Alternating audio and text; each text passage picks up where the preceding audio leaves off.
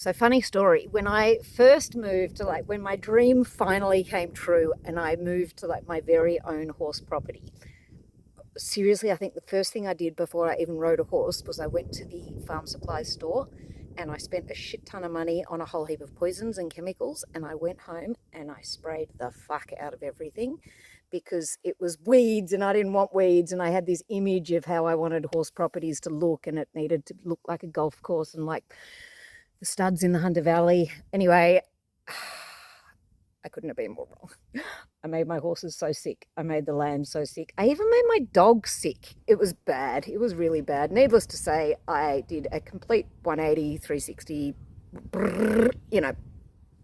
changed my mind on that. And I'm now a massive lover of weeds. But what I want to do today was show you 3 weeds that I've got at the moment that actually have some pretty cool benefits. So I am currently sheltering from a pretty epic sun at the moment in my cattle yards. That this time last year I had 2 Brumby stallions in for many weeks. Don't come at me for that. They were out of the bush. They had to go in yards.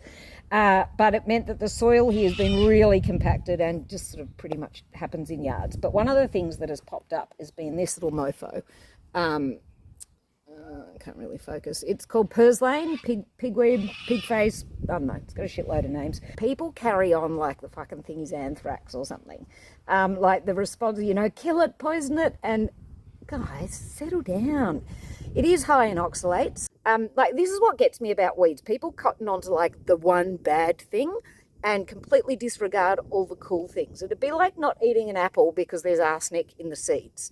So some of the things that this little mofo doesn't get respected for is, of all the plants on land, look at my disgusting fingernails. This is what happens. I'm a gardener now.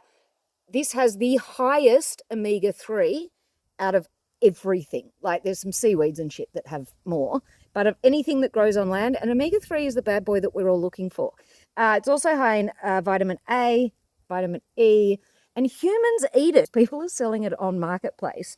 And all the sites say that it's good cooked and it's good raw. I have not yet tried it, but I thought I would.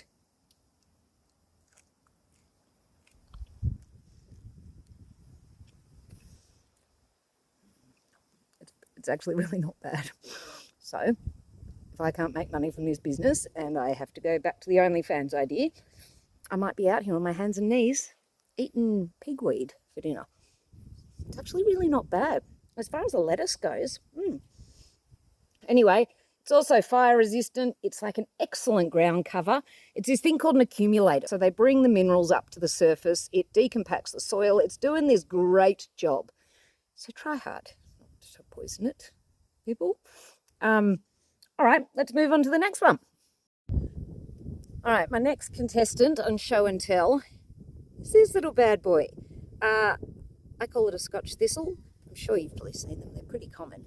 Apparently some people call them milk thistles, but I think something else is a milk thistle, which is probably why those proper people refer to them in their Latin names of Thistleus maxim. Don't listen to me. Anyway, what this thing does, it has a root system that will go down about 1 metre, and it's an indicator weed. So it's generally an indication of low calcium soil. It's also an accumulator, and it brings minerals up to the surface. And my Brumby goes nuts for these things. Honestly, I'll add some video. He bloody loves them. So they're high in magnesium, potassium, other things, because I'd rather get his minerals from this than plastic bucket. Also, you might have seen the rounds, so flavonoids are one of the cool things doing the rounds in the supplement industry. These guys are super high in flavonoids, so you can just skip the bucket, go to these, don't poison them. Okay, on to our third and final contestant. Hopefully I can get out of the sun. Okay, but can we please take a moment to appreciate my favourite tree? Honestly, when I first came and looked at this property, I used to meditate and think about this tree all the time. It's just beautiful. So if you want me your party to talk about cool things like my favourite tree. I'll accept invitations. Not really. I don't leave the farm. So, number 3. This one. Look how cute it is. So this is a sweet Briar Rose, and it's considered a weed because if it gets too thick, people have to go around them instead of through them, which is not really a hanging offence in my book. And also it can get into the wool of sheep. And I only have 5 sheep, and I don't care. They have shit in their wool all the time. Anyway, as far as benefits, these little bad boys, so they're not quite ready yet. They're rose hips. Rose hip, you've probably heard of it, like, 20 times more. Everything's got 20 times more vitamin C in it than oranges, and this is one of them.